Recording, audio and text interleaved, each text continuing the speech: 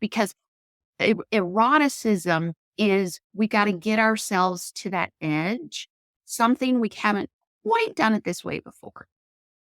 And then it's like there's a little bit of uncertainty there. In that uncertainty, that's the growing edge for couples. If we always do it exactly the same way, in exactly the same position, everything is the same, then eroticism will go away. Just because our genitals are involved Uh-huh. doesn't mean eroticism is automatically going to be there. You're listening to Get Your Marriage On, the fun and spicy podcast bringing you new tools and fresh ideas so that you can be the sexiest couple you know.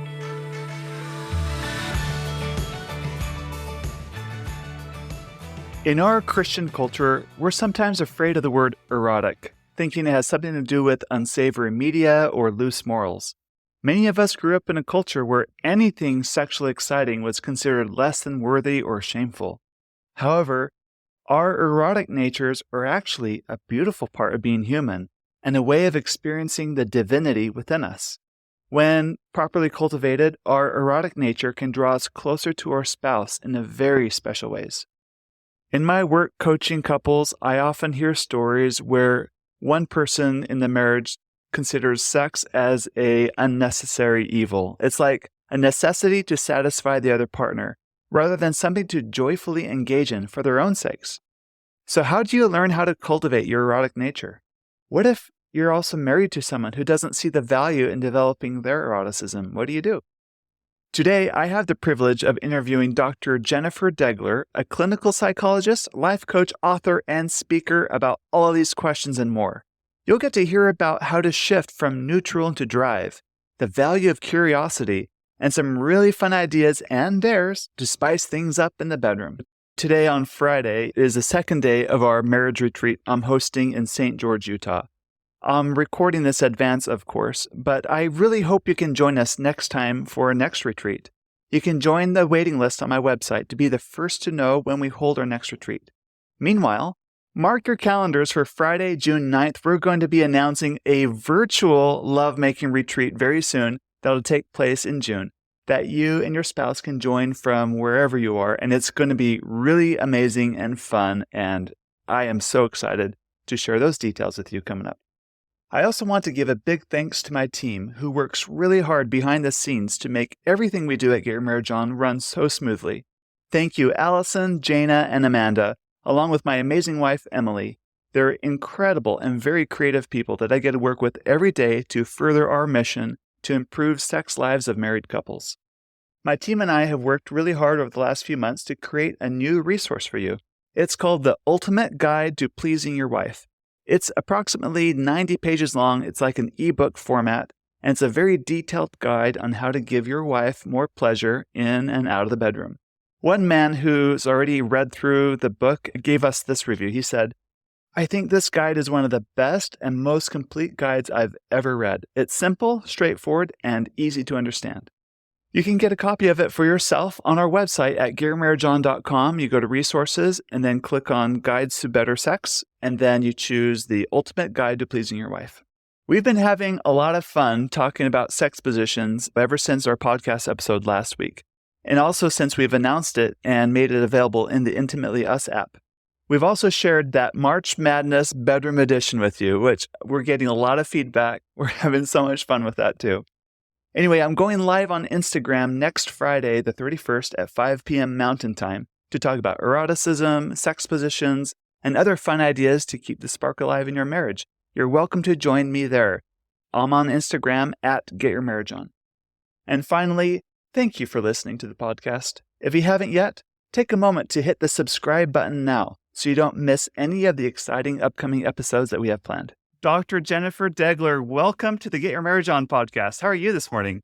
I am good. Thank you so much for having me on.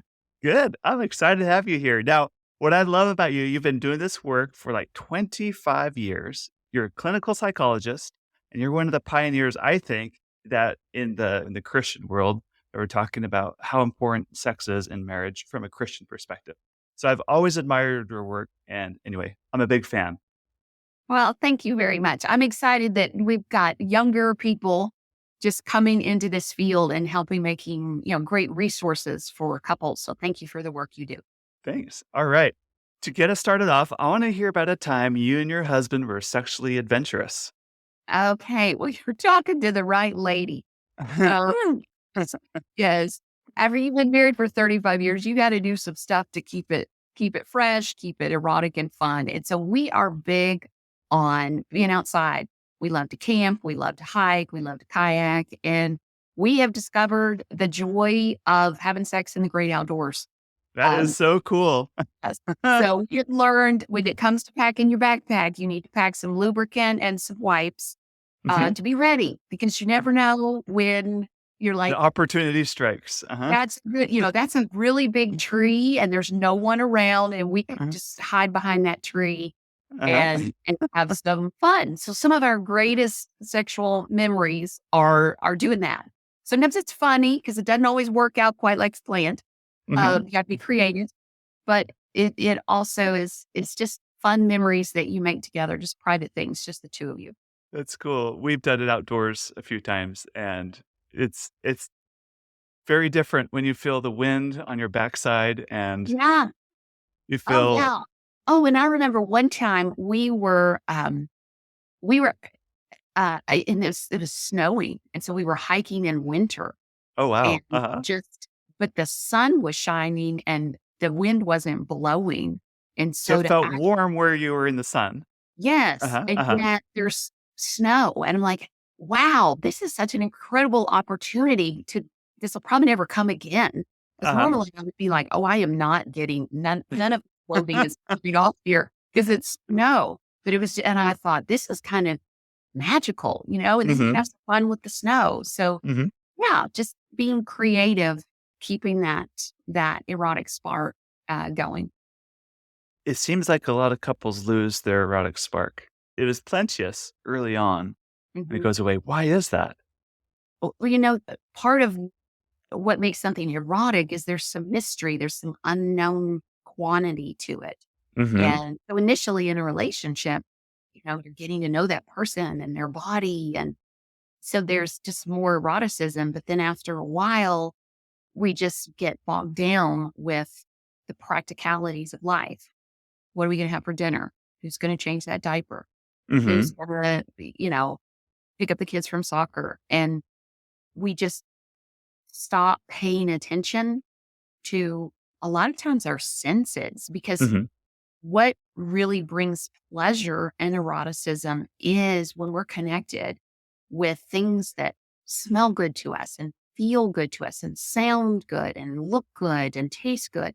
And all of those senses can come together, heighten our pleasure, and also help us be curious because eroticism requires some curiosity, some courage, and some curiosity. Now, we're not Mhm. talking about what the world would call erotic, Uh-huh. I'm glad you're defining eroticism for right? yes. Uh-huh. I'm not talking about, well, let's be curious and watch other people have sex. Uh-huh.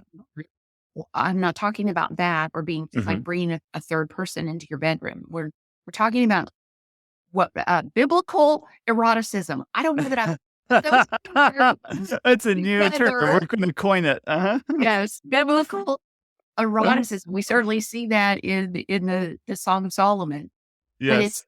it's this attitude of that curiosity that then allows you to just really connect with your own sense of what would feel pleasurable to me, what would be fun. And that will bring that spark back into a couple's sexual relationship. That's good. When you talk about biblical eroticism, my mind immediately went to that little story in Genesis about Isaac and Rebekah. They're in the land of the Canaanites under the protection of the king, Mhm. but he had told the king, "This is my sister." Yeah. And then through the window, at least the Bible says, he saw them, make sport with Uh-huh. Rebekah, Isaac. And I've always thought, like, I don't know how long they've been married at that point or whatever, but however they were making sport, he could tell that this isn't a brother-sister relationship. Yes. Is there, which is another, that's a great little, if you would do this with your brother, Uh-huh. you're not, and I think as couples, Uh-huh. they will hear, and I'm sure you've heard this as you coach couples, we feel like roommates. We Yeah. feel like Yeah. brother and sister. And I'm always encouraging couples, always have things you're doing in your relationship that you would not do that with a Hmm. roommate. You would not do that with your brother or your sister. Even if you're older and you get to the point where maybe he can't get an erection anymore, maybe he's had prostate surgery or something, Hmm. but continue to have erotic activities together. So taking a bath together, laying naked together, showering together, and soaping one another up. Those are Hmm. things that you can even do when you're very elderly, perhaps, and your parts don't work like they once worked. But for couples to think bigger about sex than Hmm. just, we need to get a penis and a vagina, Uh-huh. then we check it off, somebody ejaculated, and we're good. Uh-huh. Because that becomes about duty sex, and it will just crush the feeling of erotic playfulness Hmm. that really makes sex fun for couples. Gotcha. So I think the majority of people listening to this episode are probably the ones that have higher desire for sex in their marriage already. They're Mhm. probably the ones that are like, hey, you're preaching to the choir, but Okay. my spouse isn't willing to X, Y, or Z. And I think sometimes that thinking might be helpful, but other times that line of thinking may not be helpful. What advice do you have to the person listening today that wants more eroticism in the relationship, but looks at their spouse as a limiting factor for that? Yeah, that's a great question. And I would say, first of all, to look at, are you trying to get your spouse just to like do the things that you would find erotic? So, for Hmm. example, that we typically think, okay, if she'll just put on some lingerie, she'll feel Hmm. erotic. But you know what? She may not. That may not be it for her, or it may not.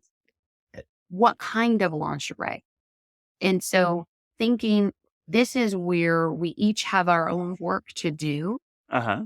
where we connect with ourselves. We are actually sexually intimate with ourselves in the sense that I'm actually going to take the time to notice what for me is pleasurable for me. Are Hmm. there certain textures that I could wear or sense? Are there flavors? Are there smells that for me really just bring about a feeling of it feels good. Not Hmm. necessarily that I'm like feeling, ooh, I'm so aroused, I want to have sex, but Hmm. I'm beginning to connect with my own body and notice that. And so I would encourage that higher desire spouse to talk to the lower desire spouse and be compassionately curious. Gotcha. About About their eroticism or about yes, right, about understanding your own and sharing that with them? right, I guess and just both. and really the conversation starts with being compassionately curious about what is even your reaction to the word erotic. Uh-huh. Because and noticing like what happens in your body when you even think the word erotic. Hmm. Do you begin to armor up? Do you begin to shut down? Well, now that's interesting. And we can be curious about that Uh-huh. and have some conversations around that. Not so much in the sense of, you got to get sexier. You got to, because then that just feels like this pressure and we just shut down even more. Right. It's counterproductive. Uh-huh. Right. And, it's interesting. Dr. Michael Seitzma and Shanti Feldhans, they just came out with a new book, Secrets of Sex and Marriage. And one of the things they found is that from there, they did a big research study with married couples, and they found that curiosity was an incredibly powerful aphrodisiac. That when Mhm. you feel like my spouse is genuinely curious about me, that is such a thing to stir up in you. Wow, then I'm feeling more of a pull towards being sexually intimate with my partner. And so our deer of the month, this is something, can I tell you about the deer of the month? Yes, uh-huh. Okay, because this is a great way. If you're like, okay, I'm trying to connect with my own body, trying to connect maybe with some eroticism inside of myself, what can I do? So at Jennifer Degler Ministries, we offer the deer of the month. And that is where we email out a dare to help wives initiate a creative sexual encounter with their husband, just to bring in some eroticism. And so right now, I think we have almost 8,000 wives that get this every month. That's awesome. Uh-huh. Isn't it fun? It's so fun. And we have a really good open rate Uh-huh. because we I email can you a lot. imagine. Uh-huh. Yeah, basically, you get that's you hear from Mhm. us once a month with this, and it's free, and it's nothing nasty. It's something cute to help her shift from neutral Mhm. into drive, where she is thinking in advance during the day and thinking more erotically. And so, for example, what we did to kind of dovetail with the new book is we came up with a dare for February 2023 called the I'm Curious Dare. Okay. I'm Curious Dare. And so what the dare is we have a PDF of questions that he asked her that start with I'm curious. Is blank your favorite position? I'm curious. He's guessing. And what we have you do is you set your chairs 8 feet apart in your bedroom, and she's Okay. fully dressed. But under that, she has something on that she feels is sexy for her. Uh-huh. Does he know And it, or is that like no, he doesn't know it. okay. So Uh-huh. this all surprised to him. So Uh-huh. then he reads the first question. He says, "I'm curious. Is this your?" And he guesses, "Is this one of your favorite positions?" And if he's correct, then he can either tell her to take one piece of clothing off Uh-huh. and tell her to move her chair 1 foot closer to his. Okay. But not both. Not that. Agony. Uh-huh. I know. Oh, but so you got to choose, right? So there's an Uh-huh. element of mystery there. What am I going to pick? And it something different because eroticism is we got to get ourselves to that edge, Uh-huh. something we haven't quite done it this way before. And then it's like there's a little bit of uncertainty there. And Mhm. in that uncertainty, that's the growing edge for couples. If we always do it exactly the same way in exactly the same position, everything is the same, then eroticism will go away. Just because our genitals are involved Uh-huh. doesn't mean eroticism is automatically going to be there. So there's other parts of this I'm curious dare that I won't go into. Uh, But the bottom line is you're doing something new. And there's stuff like he doesn't know exactly what's going to happen. And you could end up sitting in a chair 6 feet away from him and he's got his clothes on and you have a lot of your clothes off, mm, which is erotic because that's different. Then we uh-huh. both get our clothes off, we both get in the bed, we get under the covers and we go at it, Uh-huh. like we've done it for 35 years. Right. When you talked about curiosity, that reminds me, my wife and we like to date each other still. We do a Mhm. lot of dates. One time we did a date where we were pretending it was a blind date. I had picked her up, Mhm. um, rang the doorbell, had flowers, like, hey, Uh-huh. let's go on a Yeah. date. Yeah. We made up new names for each other Yeah. and Yeah. whatever. Yeah. And I was a used car salesman. That's Okay. my job. She was like an interior decorator or whatever. Wait, And architect? Why did you get yours cars? because it's so not like me. So I know, right? I should have been a little more Yeah, something this else. is great. But I own a car dealership. So Okay. okay. There's a little prestige Yeah. there. Come on, give me some credit. Okay. Which would have kind of dovetailed into the date because um, she had quote unquote signed up for a test drive, and my dealership offers like I will come to your house so you can test drive the car. And Nice. that was a setup. And Loving that's it. why it was kind of like a Yes. blind date kind of thing. Uh-huh. This is Anyway, spicy fun. yeah, it was. And just interacting with my wife, pretending like she's not my wife, and Mhm. she interacting with me, pretending like I'm not her husband, really put us on like a level footing. It's Mhm. hard to describe, but it's like it's not our typical dynamic anymore. It doesn't Mhm. have to be that. And talk about curiosity is about experiencing my wife in a different way. And it was a date. We went out for dessert and drove around town and came back home. But it's just experiencing your spouse in just a different way. Even if it's just in a playful, I guess you'd call that a role play. And it's not like Yeah. a sexual role play, but it was And an you, incredible experience. well, and Dan, you were experiencing yourself in a different way. Ah, And, that's the and component. that's what's so important is that because when I experience myself in a different way, I am really awakening my own eroticism. Hmm.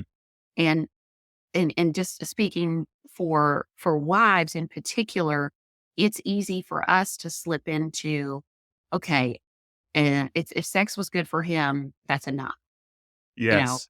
and just giving up on ourselves as sexual people.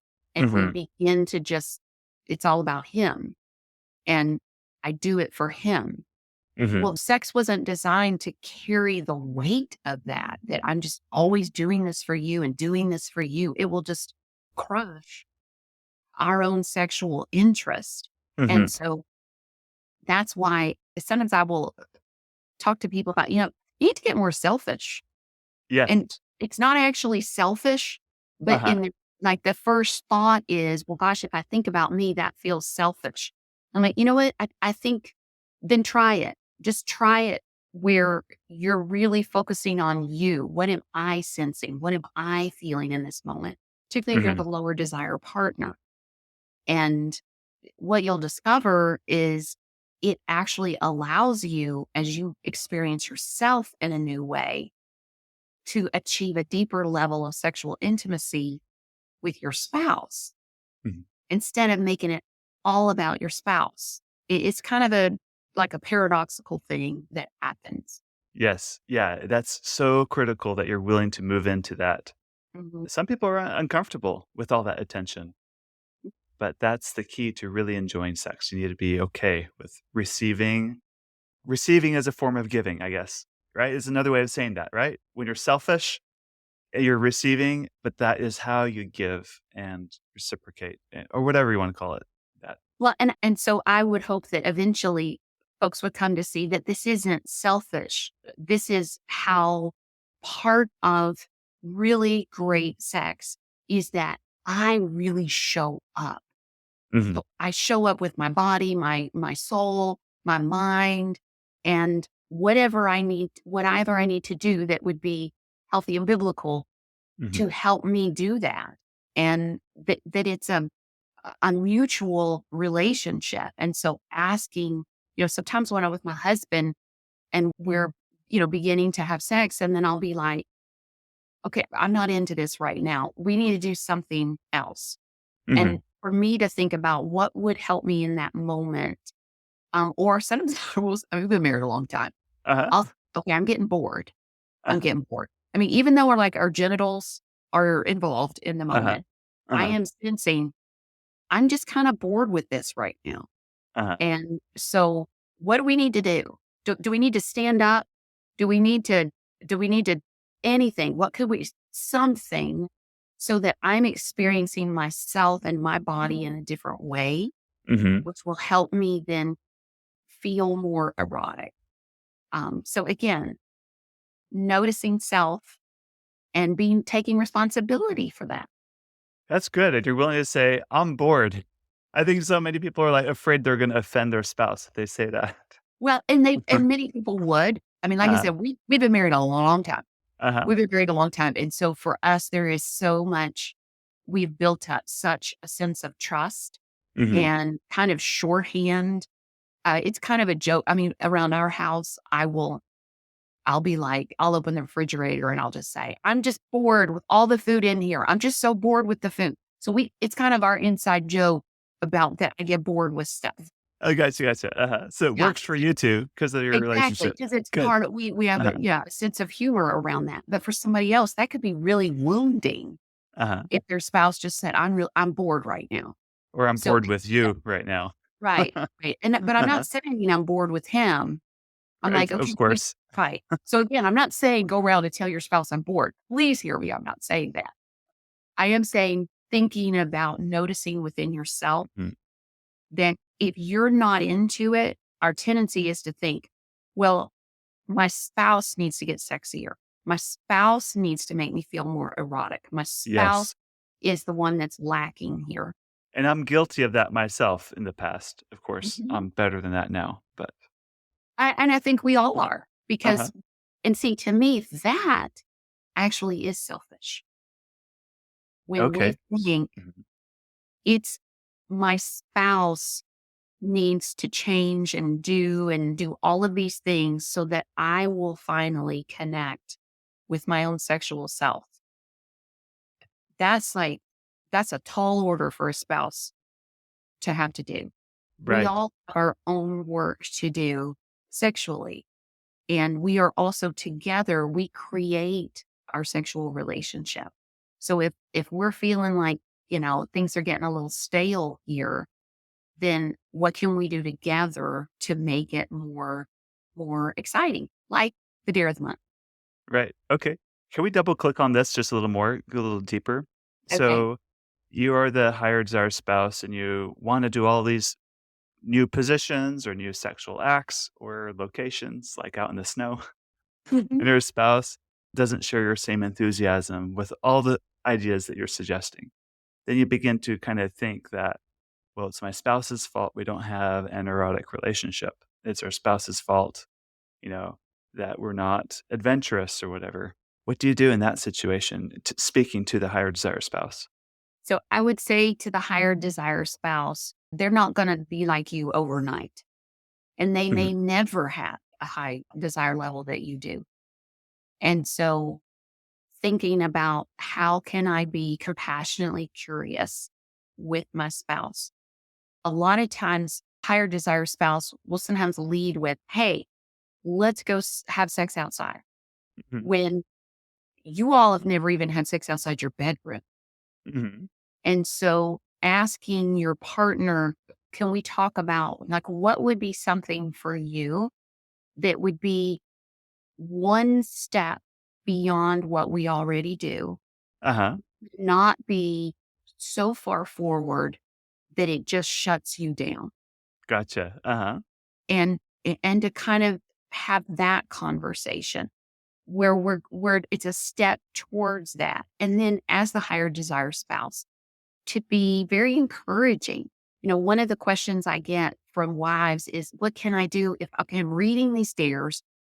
They sound fun, but I'm scared. I mean, I just the thought of me doing that and doing something different, it just, I just that's not me. So I actually wrote a blog post about this. And one of the things that the higher desire, and I'm just going to go and say husband in this case, Okay. Mhm. although that's not always true. The wife No, we it's have not. Uh-huh. desire. So, but is for him to be very encouraging. So, like for instance, like if they get a dare of the month and then the whole thing feels like too much, is there one little part of it that you could incorporate? One little part of it.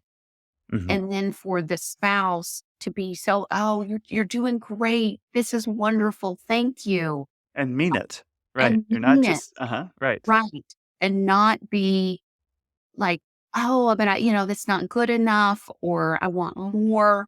Because your spouse, when they are doing something that scares them Mhm. or that makes them feel really awkward, Mhm. we all need a lot of encouragement Right. in, to do that.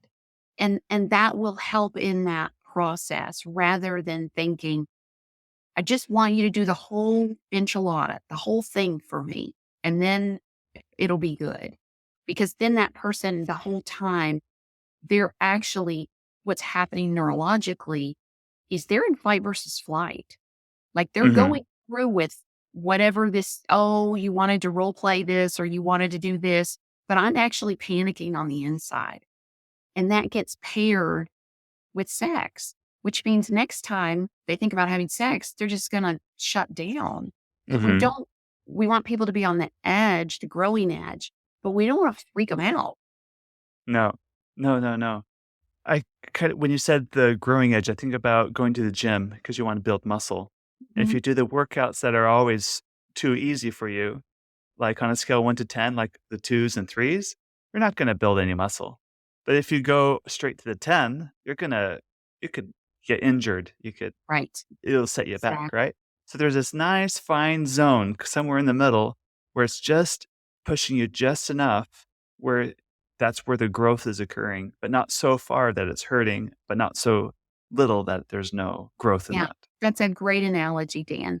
And and like going to the gym, if we think about motivation, if you're the Hmm. lower desire partner, okay, so if the higher desire partner is saying, I want this, do this, and the lower desire partner, if their motivation is, okay, I got to do this for him, that it's kind of like the gym. Like if you're going to the gym because your spouse wants you to go and wants you to look a certain way, I mean, that's only going to take you so far. Right. It's really about you taking ownership of that. So, as the lower desire partner, noticing like, what do you want for you? Would you like to be more present or more excited about sex? Would you like to want it more? Do you want to want it more? Would noticing when you are right on the edge and try something like maybe you don't ever turn the lights on. Maybe you actually turn the lights on. And then you notice afterwards, I'm proud of myself. I did something, yay me. Yes. Uh-huh.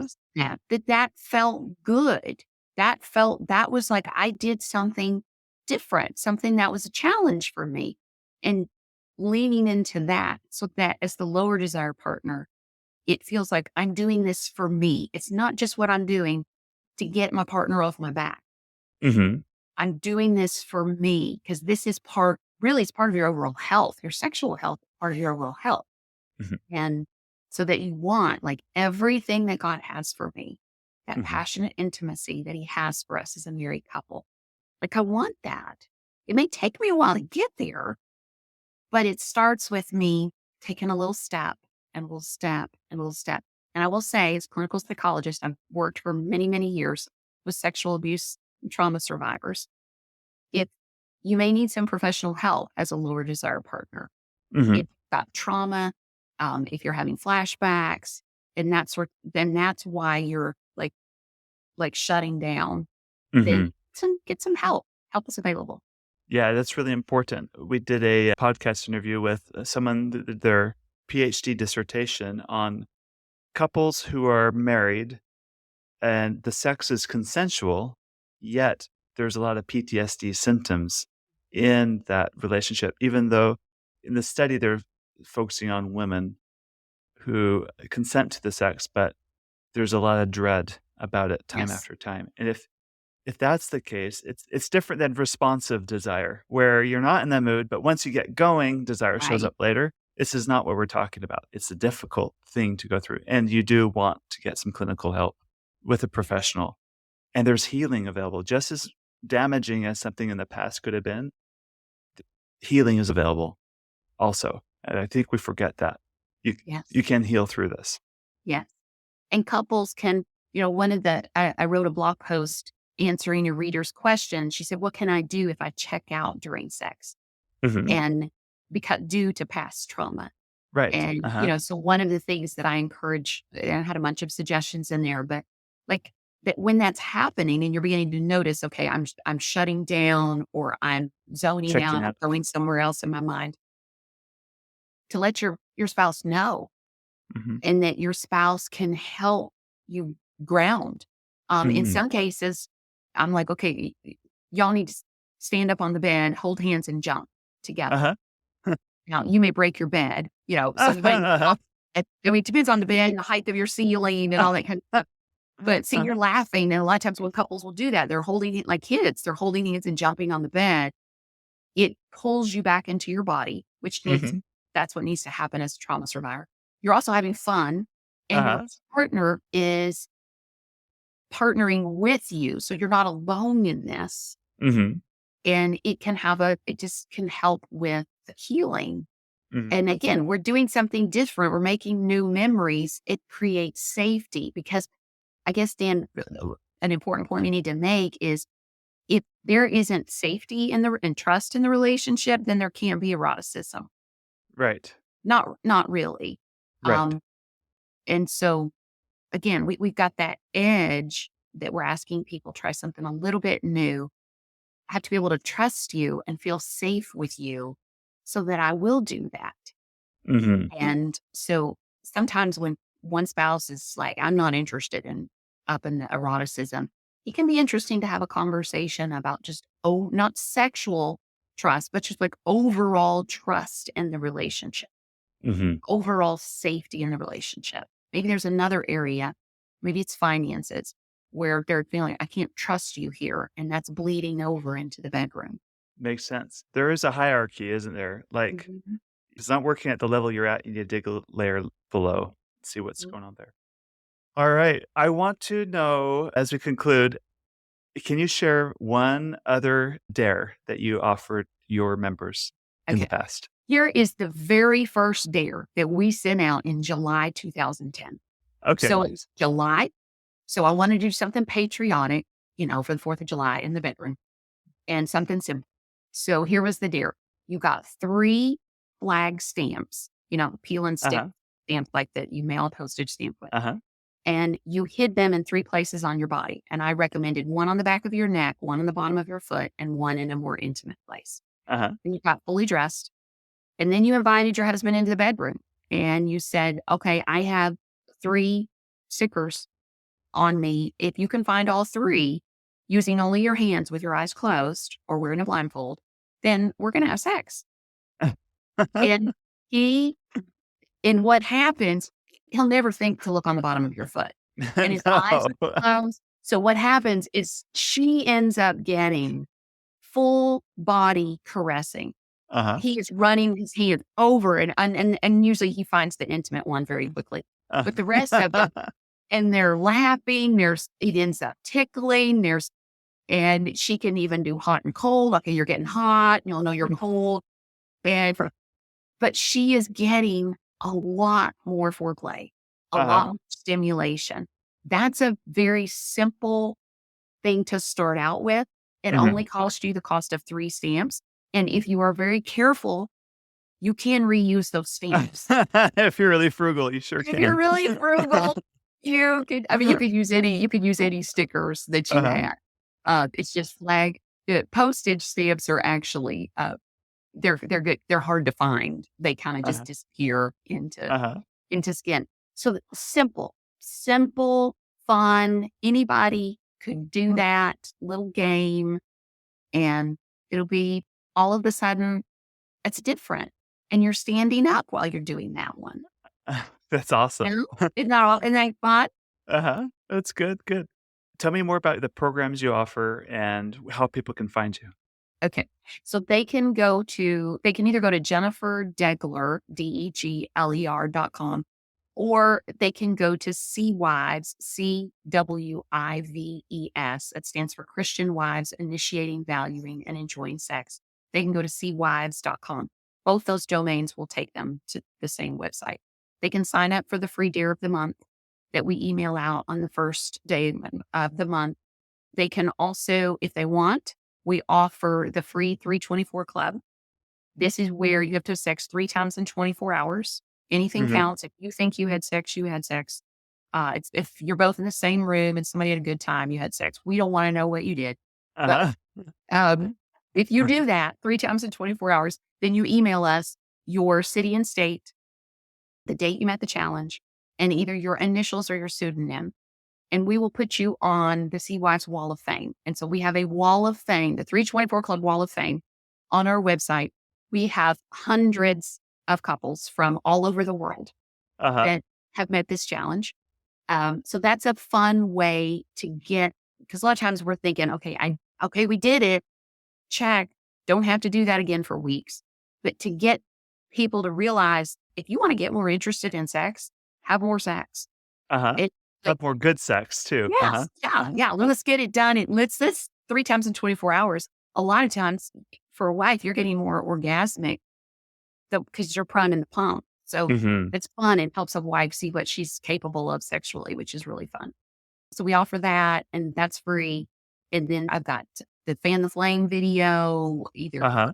just different resources available to help wives and couples. But those are our 2 free things that we have, Th- the Dear of the Month and then the 324 Club. That's cool. Thank you. This is so good. Thank you very much. Well, thank you for talking about Uh-huh. something that a lot of times for Christians, we get nervous. We don't think there can be biblical Yeah. eroticism. So, Very good. We hope that you enjoyed this episode of Get Your Marriage On. And if you did, we would love it if you would take a few seconds to give us a rating on iTunes and to share the show with your friends. They'll thank you for life. Once you've done that, you can head over to getyourmarriageon.com for more resources about today's topic and to download our amazing marriage apps. Now go get your marriage on.